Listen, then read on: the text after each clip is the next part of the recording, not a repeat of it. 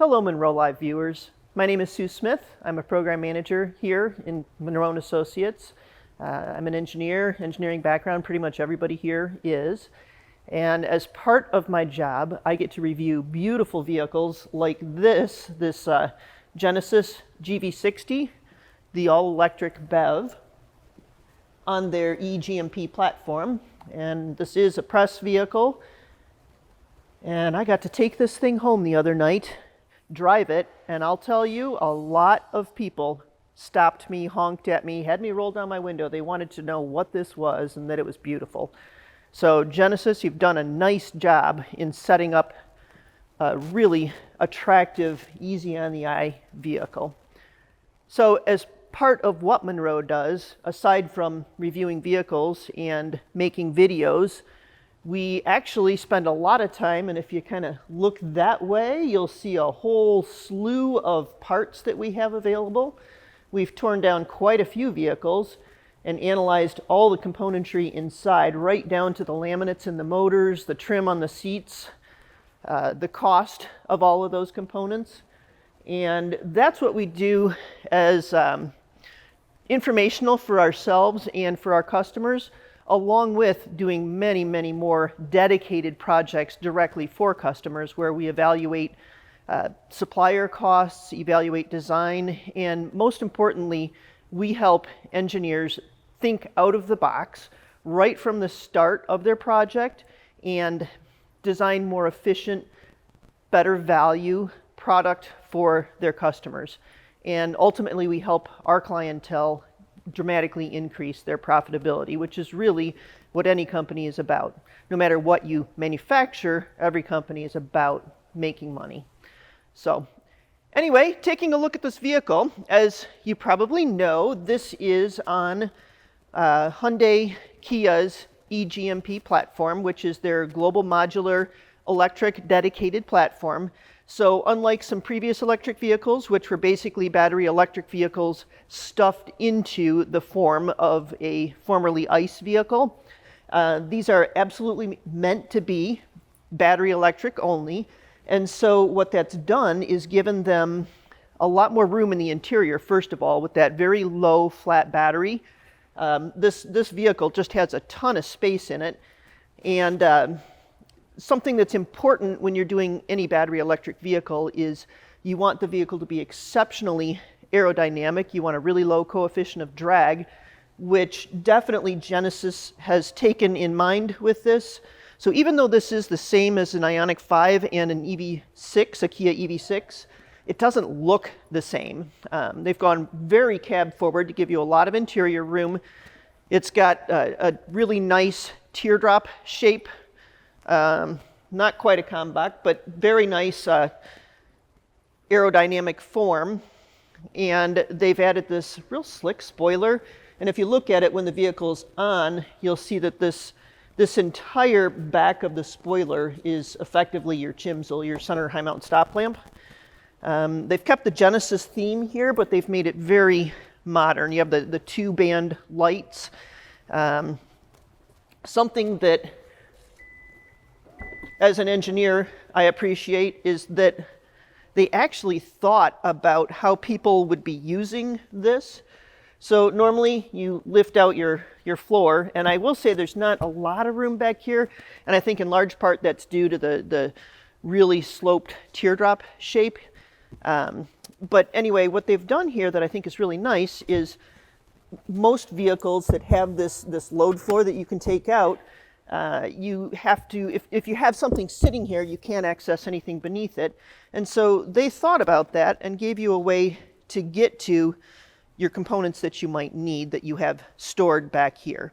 So this is the first time I've seen this. We've seen a lot of these hollow core, usually they're hex panels inside of here, load floors, but I think that's a really nice thing that they did with giving you an access point on the side. Everything about this car is sleek and quiet and I think classy, which, it definitely has to be to distinguish itself from the Ioniq 5.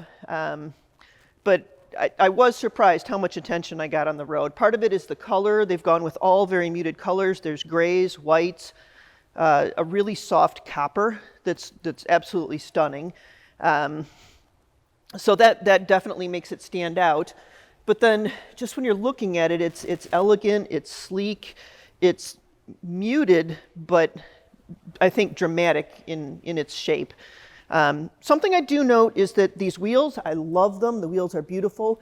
I'm a little bit surprised they aren't closed to give it a little bit better aerodynamics. So these mirrors, while we're talking aerodynamics, are very tapered at the edge, which is, I mean, it's still, the large side mirror. I'm sure that at some point soon we'll be going here like what they've done in some of the Europeans with just a camera out here instead of the whole huge side mirror. But I did note that especially on the driver's side, I found a fairly large blind spot just because of the taper of these mirrors. Something that's fun to note is I'm not a fan of chrome in general, and so they have the matte, but then up here, the only place they really did employ a lot of chrome, they've put this touch here that I think is very fun. This is a V for your volt. So this is an electric vehicle, and they've tucked a little V for volt right into it, which I think is a very fun touch. So if you take a look, right there is the crystal sphere. Everybody thinks is really cool. And I do. I think that's really nice. You can actually change the colors on it. When you're in reverse, that'll be red. But here's the fun part. There it is. There's your shifter. Now, looking at that, I think that is a really neat, kitschy, fun little device. But then looking at it as an engineer, I think, oh my gosh, what happens if that doesn't rotate? You're stuck. You can't access your gear shift. This is your gear shift, and at least one window is open. When that's off, yeah, that's beautiful. Yeah, that's interesting. It has no function other than being something fun to look at. And if it doesn't work, think about, your coffee is way over here. You grab your cup of coffee, the lid pops off. It goes in here. Think about all the crumbs that are going to wind up down in there. So while I think that's a really neat feature, it's really fun to look at, that scares me. I think about those old cars with the flip-up headlights where you'd see them driving down the road, one headlight flipped up because it isn't working anymore. What I think Kia, Hyundai, Genesis did here is they took concepts that you see everywhere, but you just don't think of them in the automotive context, and they did some out-of-the-box thinking. The fingerprint sense. So when you get in the car, right here, if you don't have your key, right here is a facial recognition camera. So had I programmed this, which I didn't because, this is a press vehicle and we're not keeping it, but when you walk up to the car, if you don't have your key, you touch right here on the handle, and then a small circle lights up right here, and that is a face recognition camera. So then it'll pop the handles open. You can unlock and get in.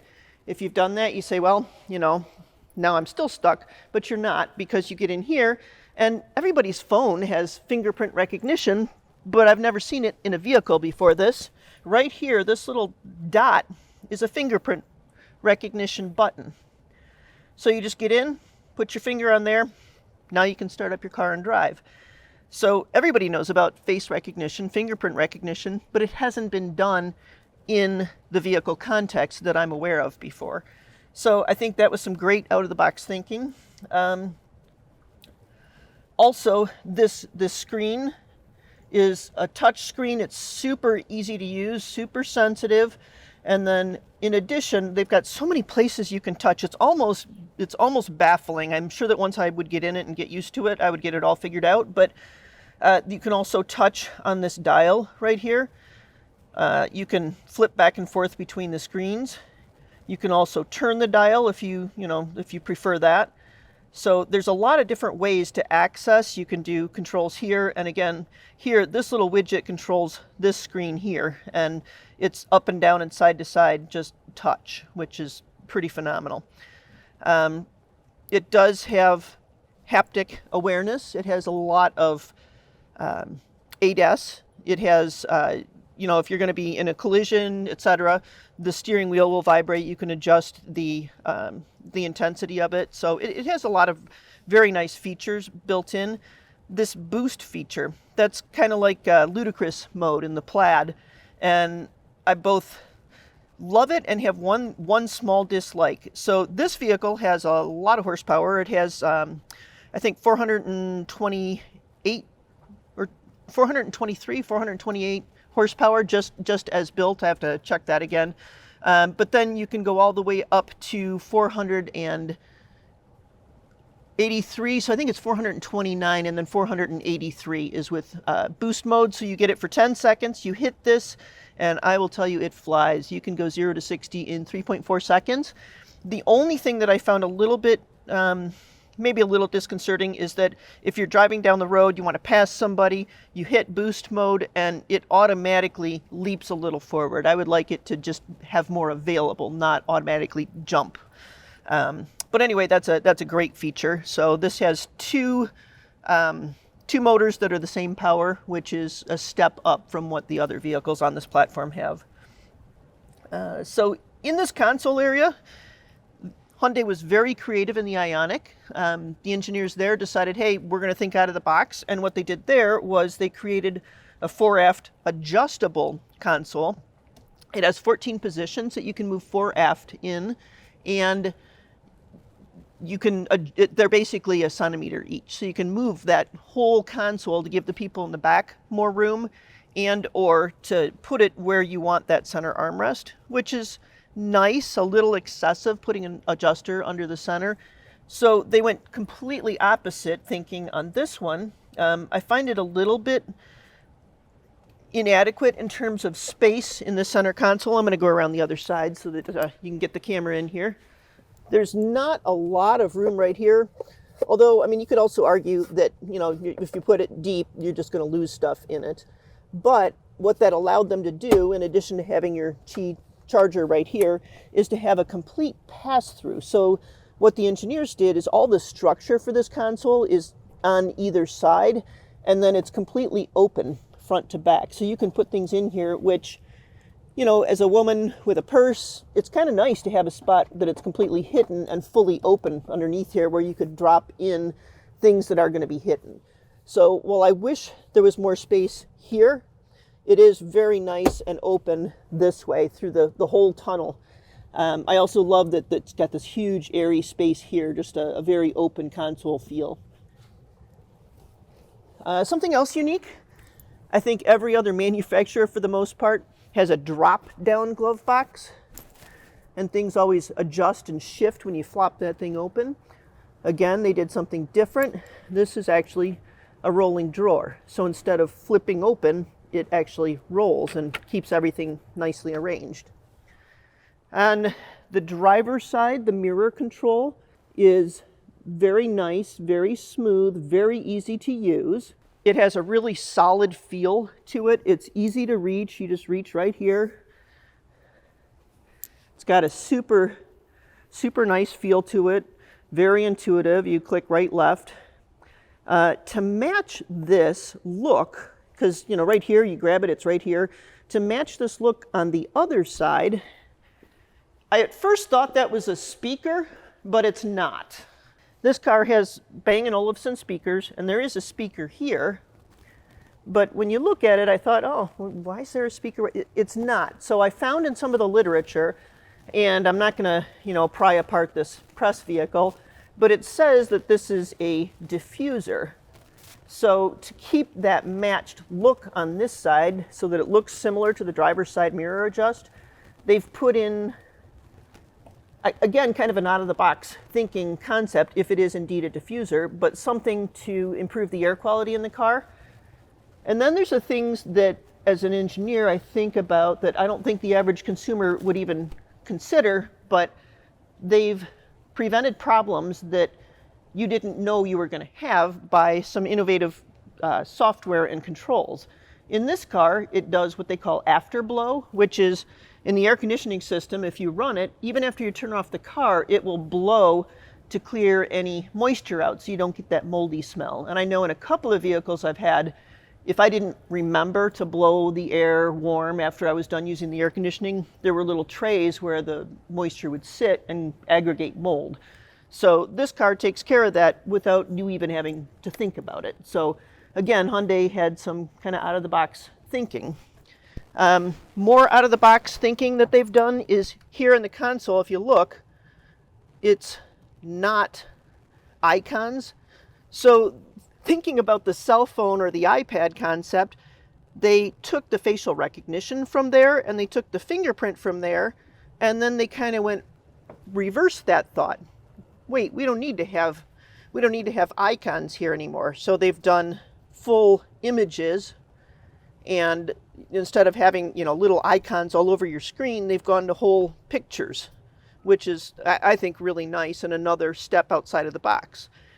The screen itself, I know in the Nissan Ariya we saw this, a few other vehicles we've seen it, is all contiguous, and just, like I said before, it just has such a really nice touch feel to it. And this makes this one piece. As you're installing it, it's one continuous piece to put into the vehicle. And there's actually 3 screens, because there is one screen beneath here, one screen beneath this section, even though it's a continuous face, and then another touch screen here with some very easy to use controls. So if you want to turn off the air low, high, you can do that. So here with the image of the seats, in your seat systems, air bladders are very traditional. A lot of lumbar is air bladder systems. So again, they were thinking outside of the box and thought, well, okay, we've seen them used for massage. We've seen them used for lumbar, where you can adjust it to decide what kind of pressure you want. And again, this is effectively, once you've done the programming, free. They've done a lot of features in this vehicle that component-wise, purchase-wise, are free, because they've thought about it and put it into the software. And what this feature is it's ergo seat, and you can put in your metrics of your body, and then it will assume what kind of pressure point and where you want, and it's got 7 lumbar pressure bags, and it will adjust the seat to where a person with your height metrics, etc., would be expected to be most comfortable. So that's purely a software thing, but it's a really nice feature. And then it also incorporates, rather than just a random massage, it does posture and stretch. So on long drives, it helps you not have fatigue by moving the position of those bladders to adjust and stretch your back, which out of the box and totally free in terms of, once the componentry is already there, applying really creative thinking to solve problems you didn't know you had. Something else that is creative is, if you look in the back seat, so I have buttons right here that I can access from the back seat, so that now I can actually get into the vehicle. And I have a very nice adjustable vent right here. So back seat comfort, it's very convenient right here. Just reach up, adjust, and then swing just to the right, and this is novel. Usually the rear seat passengers have to reach down, but in order to keep the console open, to have that nice airy look right here, they've put the cup holder in the door. So that's another really nice thing that they thought about, and it's just obvious, but it's nice to have the cup holder in the door. There's just a ton of room back here. Very spacious, lots of headroom. Something else that you'll probably be able to see better from back here is, given that they have that teardrop and they have a lot of space back here, but probably not enough to have this full panel, they've gone ahead and had, let's see if I can get it to close, they've done bi-directional closing. So they actually have a split moonroof panel here, so that it drops both ways, which allowed them to not have to roll it up, have a roll mechanism. And it is a very nice large panoramic window. Not quite like the Tesla, but still very nice and large. So all in all, I think that Genesis has done a fantastic job to make a standard vehicle feel luxury without being overdone. So they've added a lot of features, a lot of content, and I think it's a beautiful vehicle. It has to be for $70,000, but yeah, very nice, very well done. Good job, Genesis.